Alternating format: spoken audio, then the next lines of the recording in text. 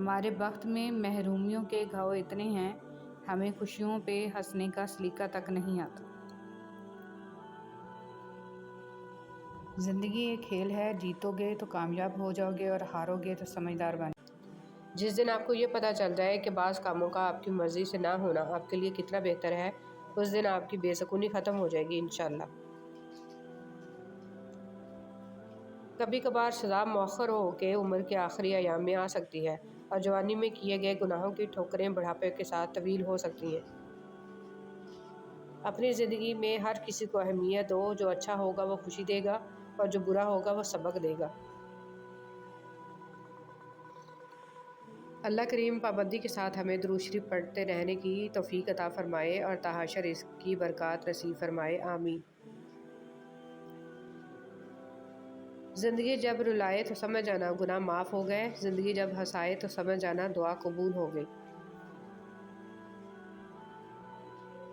زندگی میں آپ کا حقیقی مقام وہی ہے جس کا اظہار لوگ آپ کی غیر موجودگی میں کرتے ہیں۔ جن کو علم ہو جائے کہ اللہ بڑے غور سے سنتا ہے تو پھر وہ اپنی کہانی کسی اور کو نہیں سناتے۔ برے سلوک کا بہترین جواب اچھا سلوک، اور جہالت کا بہترین جواب خاموشی ہے۔ میں مسکرا دیتی ہوں ہر بار یہی سوچ کے کہ اللہ پاک میرے حوصلے کبھی ٹوٹنے نہیں دے گا۔ میں نے جب اس دنیا پر نظر ڈالی تو محسوس ہوا کہ ہر کوئی کسی نہ کسی سے محبت کرتا ہے اور اس کو چھوڑ کر قبر میں چلا جاتا ہے۔ میں نے سوچا کہ میں کیوں نہ نیکیوں سے محبت کروں تاکہ وہ مجھے قبر میں بھی اکیلا نہ چھوڑے۔ امام غزالی رحمۃ اللہ علیہ۔ اگر کسی پر بیماری یا آفت کا آنا عذاب کی نشانی ہے تو حضرت ایوب علیہ السلام پر کبھی بیماری نہ آتی۔ اگر بے تحاشا نعمتوں کا پاس ہونا اللہ کی طرف سے انعام کی علامت ہے تو فرعون اور قارون وغیرہ جیسے کے پاس کبھی نعمتیں نہ ہوتی۔ یہ دنیا امتحان کی جگہ ہے، یہاں کسی کو نعمتیں دے کر آزمایا جاتا ہے تو کسی کو مشکلات بھیج کر۔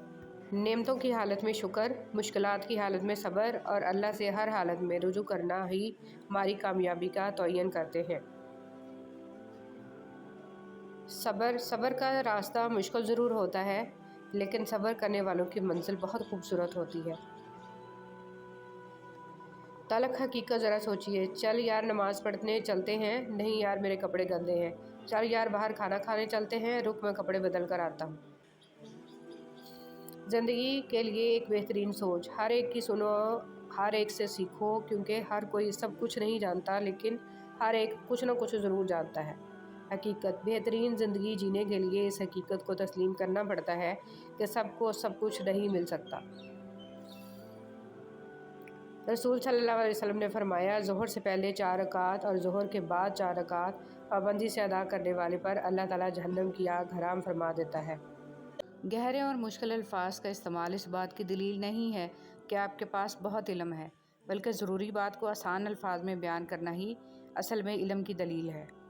اصل توکل تو یہی ہے کہ بندہ اللہ کے سوا کسی سے کوئی امید ہی نہ رکھے، بندے کی امیدوں کا واحد مرکز صرف اور صرف اللہ کی ذات پاک ہو۔ برے وقت میں کندھے پر رکھا گیا ہاتھ کامیابی پر بجنے والی تالیوں سے زیادہ قیمتی ہوتا ہے۔ لوگ ہیں اس لیے چھوڑ جاتے ہیں، وہ رحیم ہے، ہمیشہ ساتھ رہتا ہے۔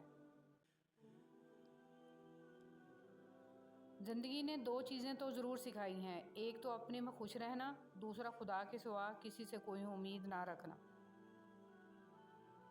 ہر وہ شخص جو آپ کا اپنا ہونے کا دعوے دار ہو مگر جس وقت اس کی ضرورت ہو اس وقت وہ آپ کا ساتھ نہ دے تو پھر وہ چاہے کتنا ہی عزیز کیوں نہ ہو دل سے اتر ہی جاتا ہے۔ حضرت علی رضی اللہ تعالیٰ عنہ نے فرمایا، اپنی سوچ کو پانی کے قطروں سے بھی زیادہ شفاف رکھو، کیونکہ جس طرح قطروں سے دریا بنتا ہے اسی طرح سوچوں سے ایمان بنتا ہے۔ حسد ایک ایسا جذبہ ہے جو دوسروں کا تو کچھ نہیں بگاڑتا لیکن آپ کا سکون گرد کر دیتا ہے۔ زندگی ہر ہر جینے والے کے پاس نہیں ہوتی۔ شکوے بہت عزت دار ہوتے ہیں، سب کے ساتھ نہیں ہوتے اور سب کے سامنے بھی نہیں۔ تمہارا نفس ہے، تم اگر اسے خیر میں مصروف نہیں کر لیتے تو یہ تمہیں شر میں مصروف کر لے گا۔ کہہ دینے کی نہیں ہوتی، کچھ باتیں سننے کی بھی ہوتی ہیں، کچھ سمجھنے کی، کچھ جذب کر لینے کے لیے اور کچھ سہ جانے کے لیے بھی ہوتی ہیں۔ پریشان نہ ہوں، ٹھوکریں بھی ان کو لگتی ہیں جن کو اللہ پاک نے تھامنا ہوتا ہے۔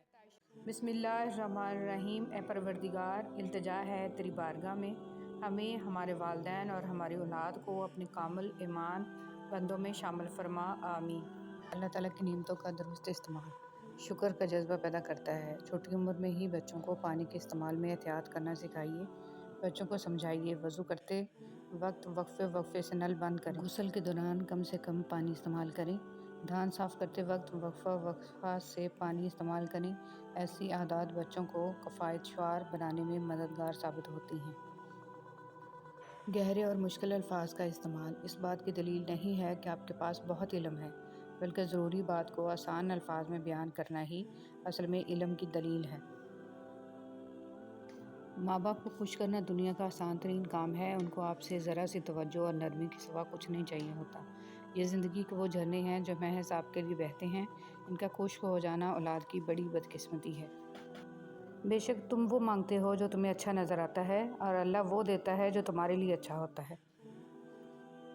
بہن کی فضیلت۔ حضرت علی رضی اللہ تعالیٰ عنہ فرماتے ہیں کہ تم جب اپنی بہن کے گھر جاؤ تو اپنی بساط کے مطابق کچھ لے جاؤ، کیونکہ تمہاری بہن کا تم پر حق اسے والدین کی وراثت سے ملا ہے، اور انتہائی بدنصیب ہے وہ شخص جس کی بہن ناراض ہو اور اس کی یا اس کی بہن کی موت واقع ہو جائے۔ اللہ کا شکر ادا کرو کہ اللہ نے تمہیں یہ پاکیزہ رشتہ عطا کیا ہے اور تمہیں تمہارے دکھوں کا سہارا عطا کیا ہے۔ یا اللہ میری بہن کو سدا خوش رکھنا، آمین۔ قرآن حکیم انسان کو وہ عظمت بخشتا ہے کہ پھر ایک عام اور بے قیمت انسان بھی بے حد قیمتی بن جاتا ہے۔ علم کی طلب سے شرم نہ کرو، کیونکہ جہالت زیادہ باعث شرم ہے۔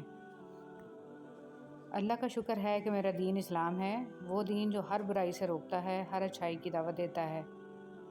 اصل توکل تو یہی ہے کہ بندہ اللہ کے سوا کسی سے کوئی امید ہی نہ رکھے، بندے کی امیدوں کا واحد مرکز صرف اور صرف اللہ کی ذات پاک ہو۔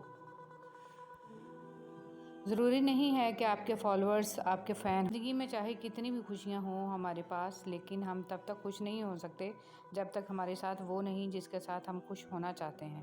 حضرت